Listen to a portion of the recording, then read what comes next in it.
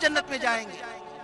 سارے صحابہ، اللہ تعالیٰ نے مہاجر اور انصار صحابہ کے لیے کوئی شرط نہیں لگائی۔ فرمایا رضی اللہ عنہم ورضوا عنہ، اللہ ان سے راضی ہو گیا اور وہ اللہ سے راضی ہو گیا۔ لیکن بعد میں آنے والوں کے لیے اتباع صحابہ کی شرط لگائی کہ بہتر طریقے سے ان کی پیروی کریں، تب اللہ تعالیٰ ان سے راضی ہوگا اور وہ اللہ سے راضی ہوگا۔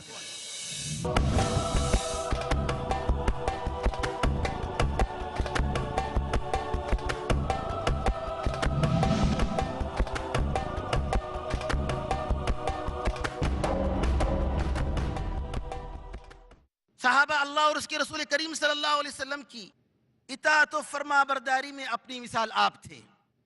صحابہ میں اللہ تعالیٰ اور اس کے رسول صلی اللہ علیہ وسلم کی اطاعت و فرما برداری کا جذبہ کوٹ کوٹ کر بھرا ہوا تھا۔ اگر اللہ کا کوئی حکم آ جاتا، رسول اللہ صلی اللہ علیہ وسلم کا کوئی پیغام آ جاتا، پھر صحابہ سراپا اطاعت بن جاتے۔ ادھر اعلان ہوتا کہ اللہ تعالیٰ نے شراب کو حرام قرار دے دیا، ادھر مدینے کی گلیاں شراب کی نالیاں بن جاتی، لبوں سے لگے ہوئے شراب کے پیالے توڑ دیے جاتے۔ ادھر اعلان ہوتا کہ گدھے کا گوشت حرام ہے، ادھر گدھے کے گوشت سے بھری پکتی ہوئی ہانڈیوں کو الٹا کر دیا جاتا۔ ادھر اعلان ہوتا کہ بیت المقدس کے بجائے خانہ کعبہ قبلہ بنا دیا گیا، ادھر نمازی کی حالت میں صحابہ نے اپنا قبلہ کعبے کی طرف بدل دیا۔ نمبر 8، صحابہ رضی اللہ عنہم اجمعین نبی کریم صلی اللہ علیہ وسلم سے بے پناہ محبت رکھتے تھے۔ صحابہ رضی اللہ تعالی اجمعین کی رسول کریم صلی اللہ علیہ وسلم سے بے پناہ محبت کا تقاضا تھا کہ صحابہ کی جماعت کا ہر فرد نبی کریم صلی اللہ علیہ وسلم کے کسی بھی حکم کی تعمیل اپنے لیے باعث فخر و ثواب سمجھتا۔ زید بن دثنہ رضی اللہ عنہ ایک صحابی جلیل تھے جن کو کفار قریش نے قتل کیا۔ قتل سے قبل ابو سفیان پوچھتے ہیں، یہ ابو سفیان اس وقت مسلمان نہیں ہوئے تھے، ان کے اسلام لانے سے قبل کی بات ہے، زید کیا تم پسند کرو گے کہ تمہاری جگہ محمد کو قتل کر دیا جائے اور تم چین سے اپنے گھر میں بیٹھے رہو؟ سامعین، زید بن دثنہ رضی اللہ تعالیٰ عنہ کے جواب کو ذرا ملاحظہ فرمائے۔ آپ کہتے ہیں اللہ کی قسم میں ہرگز نہیں چاہتا کہ میں اپنے گھر میں آرام سے بیٹھوں اور محمد صلی اللہ علیہ وسلم کو وہ جہاں بھی ہوں یہ کانٹا تک چبھے، میں ہرگز برداشت نہیں کروں گا۔ قتل کی تو دور کی بات ہے، نبی کریم صلی اللہ علیہ وسلم کے سامنے صحابہ نے اپنی جان، مال، دولت سب کچھ رکھ دیے اور آپ کو پورا اختیار دیا کہ آپ جو چاہیں حکم فرمائیں۔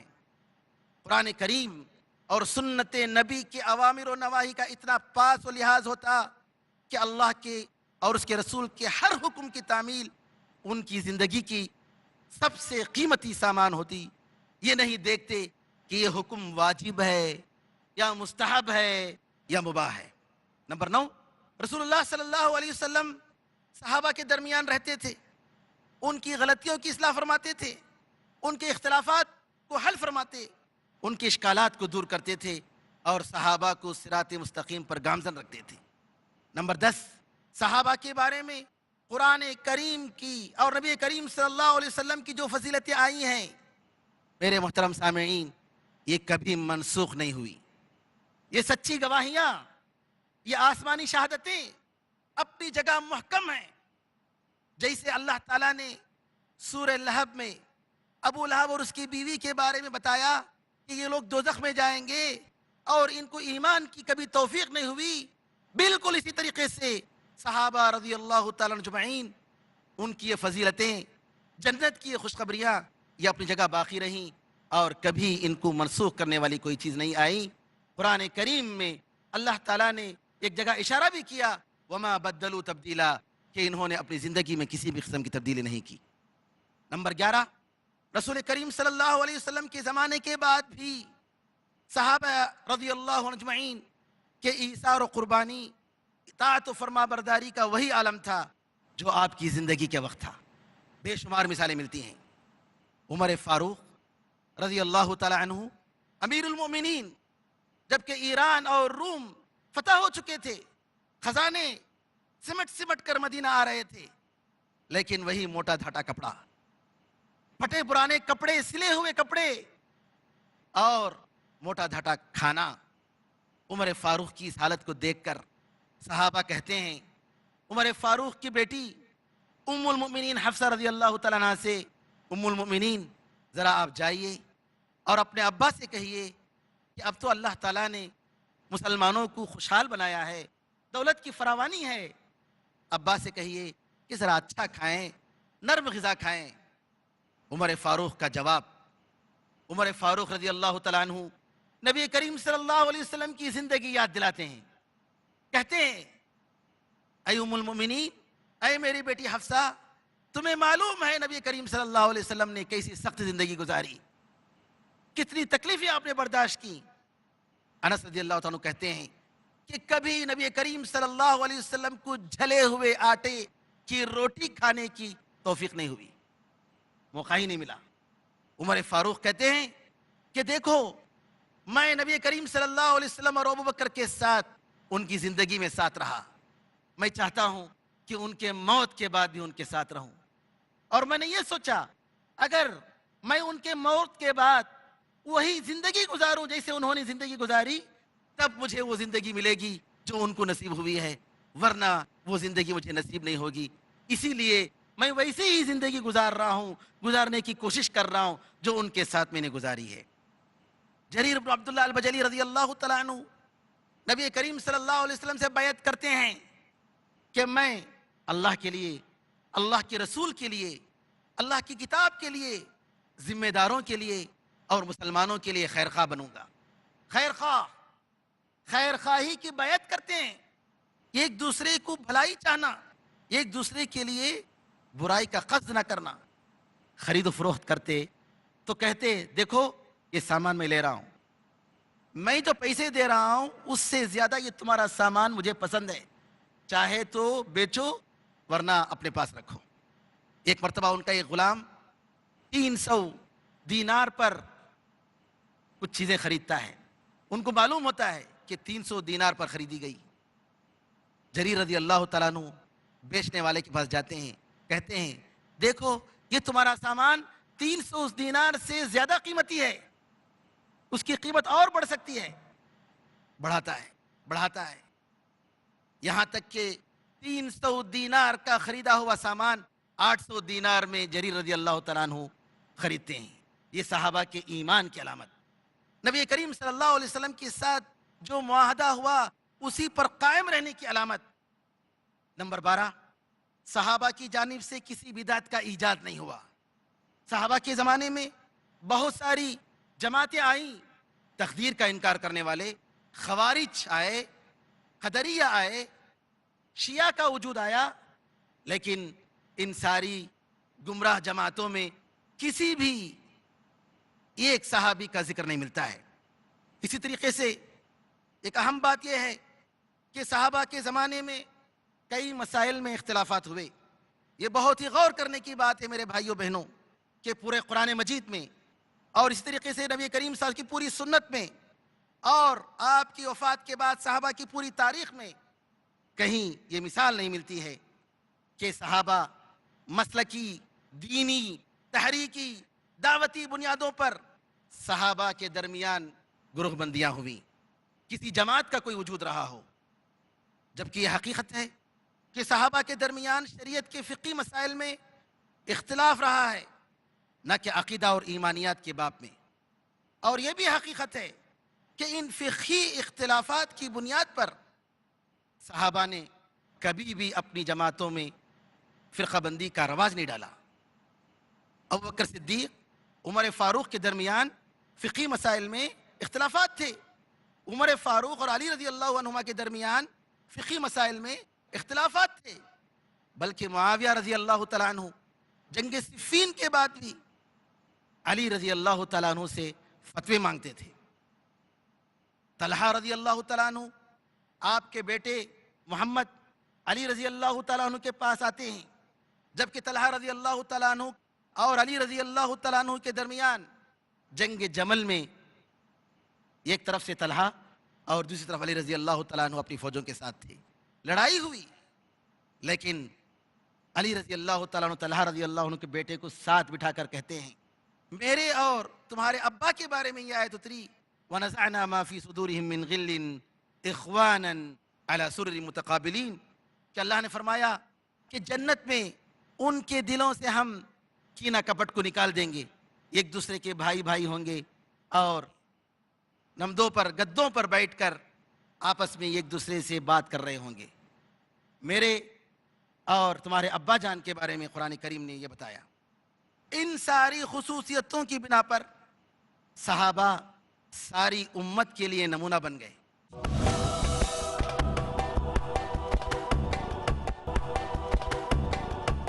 نبی کریم صلی اللہ علیہ وسلم کا جہاں ذکر ہوتا ہے وہیں پر اللہ تعالیٰ کے ان صحابہ کا ذکر ہوتا ہے۔ اللہ تعالیٰ فرماتا ہے قُلْ هَذِهِ سَبِيلِي أَدْعُو إِلَى اللَّهِ عَلَى بَصِيرَةٍ أَنَا وَمَنِ اتَّبَعَنِي وَسُبْحَانَ اللَّهِ وَمَا أَنَا مِنَ الْمُشْرِكِينَ۔ کہہ دیجئے یہ میرا راستہ ہے، میں اللہ کے راستے کی طرف بلاتا ہوں، جہالت پر نہیں، نادانی پر نہیں، علم کی روشنی میں، بصیرت کے ساتھ۔ کون؟ میں اور میرے ماننے والے، میری پیروی کرنے والے۔ کون تھے؟ یہ صحابہ اکرام۔ اور اسی طریقے سے ان راہ مومنین کا جہاں ذکر ہوتا ہے نبی کریم صلی اللہ علیہ وسلم کی اطاعت کا ذکر ہوتا ہے۔ سبیل المؤمنین کا اللہ تعالیٰ نے جہاں ذکر فرمایا وہیں نبی کریم صلی اللہ علیہ وسلم کی اطاعت کا ذکر فرمایا۔ وَمَن يُشَاقِقِ الرَّسُولَ مِن بَعْدِ مَا تَبَيَّنَ لَهُ الْهُدَى وَيَتَّبِعْ غَيْرَ سَبِيلِ الْمُؤْمِنِينَ نُوَلِّهِ مَا تَوَلَّى وَنُصْلِهِ جَهَنَّمَ وَسَاءَتْ مَصِيرًا۔ اللہ فرماتا ہے اگر کوئی شخص رسول کی مخالفت کرتا ہے جبکہ ہدایت واضح ہو چکی ہے اور مؤمنوں کے سوا کسی اور کا راستہ اپناتا ہے۔ مومنین سے مراد کون ہے؟ صحابہ کرام۔ جس زمانے میں یہ آیت نازل ہوئی وہی مومنین تو مراد ہیں، یا کہ 10ویں صدی یا 11ویں صدی یا 12ویں صدی کے بعد آنے والی یہ جماعتیں مراد ہیں؟ بے شک صحابہ مراد ہیں۔ مومنین کا سب سے پہلا خطاب ان صحابہ کو ملا ہے۔ کیا ضرورت تھی سبیل المؤمنین کے ذکر کرنے کی؟ وَمَن يُشَاقِقِ الرَّسُولَ مِن بَعْدِ مَا تَبَيَّنَ لَهُ الْهُدَى، جو رسول کی مخالفت کرتا ہے ہدایت کے واضح ہونے کے بعد۔ دوسری شرط لگاتا ہے اللہ تعالیٰ وَيَتَّبِعْ غَيْرَ سَبِيلِ الْمُؤْمِنِينَ، اور مومنین کے سوا کسی اور کے راستے کو اپناتا ہے۔ علماء نے کہا کہ سبیل المؤمنین سے مراد سبیل الصحابہ، یہ صحابہ کا راستہ ہے، یہ صحابہ کی راہ ہے۔ اللہ تعالیٰ فرماتا ہے اگر کوئی ایسا کرتا ہے نُوَلِّهِ مَا تَوَلَّى، ہم اس کے راستے پر اسے جانے دیتے ہیں، وَنُصْلِهِ جَهَنَّمَ، اور اس کو ہم دوزخ میں داخل کریں گے، وَسَاءَتْ مَصِيرًا، اور کیا ہی برا ٹھکانہ ہے۔ اسی لیے نبی کریم صلی اللہ علیہ وسلم اس روایت میں جس میں امت کی فرقہ بندیوں کا تذکرہ فرمایا اور یہ ایک جماعت کے بارے میں بتایا کہ وہ جماعت جنت میں جائے گی، تو صاف فرمایا کہ وہ جماعت وہ ہے ما انا علیہ اليوم واصحابی، کہ جس راستے پر میں اور میرے صحابہ ہیں، یہ وہ جماعت ہے جو صحابہ کے راستے کو اور میرے راستے کو اپنائے گی۔ ایک اور روایت میں کہا ہی الجماعہ، وہ جماعت ہے یعنی صحابہ کی جماعت کو ماننے والی۔ اور یہی مطلب ہے اہل سنت و جماعت کا، کہ اہل سنت سے مراد سنت نبی صلی اللہ علیہ وسلم کی پیروی کرنے والے، اور جماعت سے مراد صحابہ کی جماعت کی پیروی کرنے والے۔ اور نبی کریم صلی اللہ علیہ وسلم نے ایک اور حدیث میں فرمایا علیکم بسنتی و سنت الخلفاء الراشدین المہدیین من بعدی، تم میری سنت کو لازم پکڑو اور میرے بعد خلفاء راشدین اور مہدیین، سیدھے راستے پہ رہنے والے خلفاء، ان کے منہج کو تم لازم پکڑو۔ عضوا علیہا بالنواجذ، اپنے کونچلیوں سے ان کو مضبوطی سے تھام لو۔ وَإِيَّاكُمْ وَمُحْدَثَاتِ الْأُمُورِ، نئی نئی بدعات سے تم دور رہو۔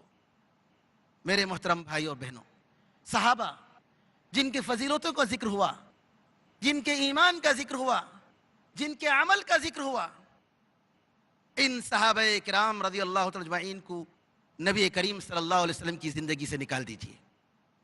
ایک منٹ کے لیے تصور کیجئے کہ ہم صحابہ کا نعوذ باللہ کوئی اعتبار کرتے نہیں، ہم صرف رسول اللہ کو مانتے ہیں، کتاب اللہ کو مانتے ہیں۔ آپ دیکھیں گے قرآن کریم کا مفہوم و مخاطب بالکل غیر واقعی بن جائے گا. اسلام ایک حقیقت کے بجائے صرف ایک نظریہ رہ جائے گا. یہ ایک امت کی زندہ تاریخ کے بجائے صرف ایک قائد اور رہبر و بلا امت. یہ قائد اور رہبر لیکن بلا امت کی تاریخ ہو جائے گی. گرچہ آج کتاب اللہ و سنت رسول اللہ صلی اللہ علیہ وسلم اپنی اصلی شکل میں باقی ہیں، لیکن فہم و سمجھ کے اختلاف کی وجہ سے، دین کی تفہیم و تشریح میں طریقہ صحابہ سے اعراض کرنے کی وجہ سے امت میں بہت سارے فرقے اور جماعتیں پائی جاتی ہیں، اور ہر جماعت دوسری جماعت کو غلط اور گمراہ قرار دینے کی پوری کوشش کرتی ہے. لیکن اگر ملت کی ساری جماعتیں عملی شکل میں نبی کریم صلی اللہ علیہ وسلم کو اپنا مطاع کل مان لیں، جن کے ہدایات کے سامنے سارے آراء و قیاسات، اذواق و سیاسات، خواہشات و اجتہادات جھک جائیں، اور صحابہ اکرام رضی اللہ اجمعین کی بابرکت جماعت کو من حیث الجماعہ فہم دین کے لیے اسوہ تسلیم کر لیں کہ اصلاح ہو، تزکیہ نفس ہو، تعلیم و تربیت ہو، دعوت و تبلیغ ہو، اختلاف کے آداب، اخلاق ہوں، اجتماعیت کے اصول، ان سب میں صحابہ کے طریقہ کار کو اپنا جائے تو انشاءاللہ یہ امت ایک ہو جائے گی، نفرت و عداوت کی ساری دیواریں گر جائیں گی. اسی لیے اللہ تعالیٰ قرآن کریم میں فرماتا ہے والسابقون الاولون من المہاجرین والانصار والذین اتبعوہم باحسان. مہاجر اور انصار جو اسلام میں سب سے آگے بڑھنے والے، اور وہ لوگ یعنی بعد میں آنے والے، وہ لوگ جنہوں نے ان کی اچھے طرح سے پیروی کی، اچھے طرح سے اتباع کی. ذرا غور کیجئے، اللہ تعالیٰ نے مہاجر اور انصار صحابہ کے لیے کوئی شرط نہیں لگائی. فرمایا رضی اللہ عنہم ورضوا عنہ، اللہ ان سے راضی ہو گیا اور وہ اللہ سے راضی ہو گئے. لیکن بعد میں آنے والوں کے لیے اتباع صحابہ کی شرط لگائی کہ بہتر طریقے سے ان کی پیروی کریں، تب اللہ تعالیٰ ان سے راضی ہوگا اور وہ اللہ سے راضی ہوں گے. اور اسی طریقے سے دوسری جگہ اللہ فرماتا ہے فَإِنْ آمَنُوا بِمِثْلِ مَا آمَنْتُمْ بِهِ فَقَدِ اهْتَدَوْا. اگر یہ لوگ بعد میں آنے والے تم جیسے ایمان لائے ہو اے صحابہ، ایمان لائیں گے تب سیدھے راستے پر آئیں گے. وَإِنْ تَوَلَّوْا، اگر یہ اعراض کرتے ہیں فَإِنَّمَا هُمْ فِي شِقَاقٍ، تو یہ بڑی بدبختی میں ہیں، اختلافات میں ہیں. اور یہی نتیجہ ہم دیکھ رہے ہیں کہ صحابہ کے طریقے کو چھوڑ کر یہ امت اختلافات میں اور فرقوں میں بٹ گئی. سامعین کرام، ہم مسلمانوں پر صحابہ رضی اللہ تعالیٰ عنہم اجمعین کے کیا حقوق ہیں؟ سب سے پہلے قرآن اور حدیث سمجھنے کے لیے صحابہ کی سمجھ کا سہارا لینا ضروری ہے، خاص طور پر ان مسائل میں جن میں صحابہ کا اجماع ہوا ہے، صحابہ کا اتفاق ہوا ہے. نمبر دو، عبادات، اخلاق، تزکیہ نفس، سارے معاملات میں ان کے آثار و اقوال سے استفادہ کرنا ہے. اور یہ بات یاد رکھیے، صحابہ کا اجماع، صحابہ اکرام کا اتحاد و اتفاق اگر کسی مسئلے پر ہو جائے تو وہ حجت ہے، قرآن اور حدیث اس کے خلاف ہو نہیں سکتا. ہاں، اگر افراد صحابہ کے درمیان کسی مسئلے میں اختلاف ہوا تو اس مسئلے کو لینا چاہیے جو قرآن اور حدیث سے زیادہ قریب ہے، جو قرآن و حدیث سے زیادہ مشابہ ہے. یہی بات امام ابو حنیفہ رحمۃ اللہ علیہ نے کہا. امام شافعی نے فرمایا، امام ابو حنیفہ رحمۃ اللہ علیہ کہتے ہیں اگر نبی کریم صلی اللہ علیہ وسلم سے کوئی بات آ جائے تو ہمارے سر و آنکھوں پر، اگر صحابہ سے کوئی بات آ رہی ہے تو ان کے اقوال سے ہم اختیار کریں گے، چن لیں گے، لیکن ان کے اقوال سے ہم باہر نہیں جائیں گے. ایسا نہیں ہوگا کہ صحابہ کے سارے اقوال کو ہم چھوڑ دیں گے، نہیں. کون فرماتے ہیں؟ امام ابو حنیفہ رحمۃ اللہ علیہ. نمبر تین، یہ ایمان رکھنا ضروری ہے، یہ ایمان کا حصہ ہے کہ صحابہ سارے کے سارے سچے ہیں، عدول ہیں، امانت دار ہیں. کسی صحابی نے کبھی جھوٹ کی بات کبھی نہیں بولی. قرآن اور حدیث میں ان کی تعریفیں ہوئی ہیں. نبی کریم صلی اللہ علیہ وسلم کی کوئی حدیث بتاتے، صحابہ کا یہ عالم ہوتا، کب کبھی تاری ہو جاتی، ڈرنے لگتے کہ کہیں ایسا نہ ہو کہ ہم نبی کریم صلی اللہ علیہ وسلم پر جھوٹ بول دیں، کوئی غلط بات ہم سے طاری ہو جائے، نکل جائے. یہ عالم ہوتا نبی کریم صلی اللہ علیہ وسلم کے صحابہ کا. صحابہ کہتے ہیں کہ ہم خود نہیں جانتے تھے کہ جھوٹ کیا ہے.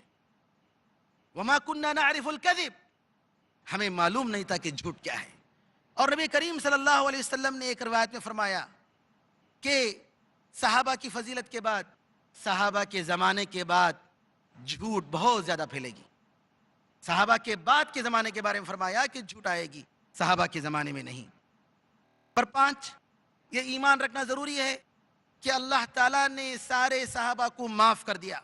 وہ صحابہ جنہوں نے گناہیں کی وہ بھی، اور وہ صحابہ جو فتنے کے زمانے میں موجود تھے، اختلافات کے زمانے میں موجود تھے، اللہ تعالیٰ نے سب کو معاف کر دیا. سب جنت میں جائیں گے. سارے صحابہ، فتنہ اور اختلاف سے پہلے جو صحابہ تھے وہ بھی، اور فتنہ اور اختلاف کے زمانے میں باقاعدہ جنگوں میں شریک ہوئے ان کو بھی اللہ تعالیٰ نے معاف فرما دیا. اور یہ ضروری ہے میرے بھائیوں بہنوں کہ صحابہ کے درمیان جن مسائل میں اختلافات ہوئے، جھگڑے ہوئے، جنگ و جدال ہوا، ان کے بارے میں لب کشائی ہمیں نہیں کرنی چاہیے. کسی بھی صحابی کے بارے میں کوئی غلط لفظ استعمال نہیں کرنا چاہیے. اللہ تعالیٰ نے ہمیں حکم دیا کہ ان کے لیے دعا کریں. اللہ فرماتا ہے والذین جاءوا من بعدہم یقولون ربنا اغفر لنا ولاخواننا الذین سبقونا بالایمان.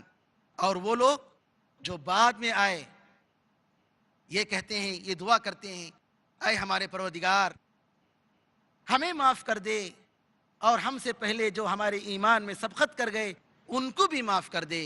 ولا تجعل فی قلوبنا غلا للذین آمنوا. اے اللہ، اے ہمارے پروردگار، جو ایمان لائے ہیں، جو مسلمان ہیں، ان کے بارے میں ہمارے دلوں میں کوئی کینہ کپٹ نہ رکھ. اللہ اکبر. ربنا انک رؤوف الرحیم. اے ہمارے پروردگار، بے شک تو رحم کرنے والا ہے، بے شک تو رحم دل ہے. میرے بھائیوں، یہ دعا اللہ نے ہمیں سکھائی اور ہمیں کرنے کا حکم دیا. کسی بھی مسلمان کے بارے میں ہمارے دل میں کینہ کپٹ نہ رہے. صحابہ، کوئی بھی مسلمان جو اپنے آپ کو مسلمان کہتا ہے، اسلام کی متفق علیہ باتوں کو تسلیم کرتا ہے، ہر مسلمان کا فرض ہے کہ اپنے دل میں کسی اس مسلمان بھائی کے بارے میں، اس مسلمان جماعت کے بارے میں اپنے دل میں کوئی کینہ کپٹ نہ رکھے. ان کے لیے دعا کرے. یہ اللہ کا حکم ہے ہمیں، یہ اللہ کی ہدایت ہے ہمیں. صحابہ رضی اللہ تعالی اجمعین جن مسائل میں اختلافات ہوئے ہیں ان کے بارے میں ہمارا یہ ایمان ہے کہ اللہ تعالیٰ سب کو ثواب دے گا. جو صحابہ نے حق کو پایا، حق کے مطابق فیصلہ کیا، ان کو 2 ثواب ملے گا، دوہرا ثواب ملے گا. اور جو صحابہ سے غلطی ہوئی، چونکہ انہوں نے اخلاص اور للہیت کے ساتھ حق کو تلاش کرنے کے لیے انہوں نے کوشش کی، تو لہٰذا ان کو 1 ثواب دے گا، گرچہ کہ ان سے غلطی ہو جائے.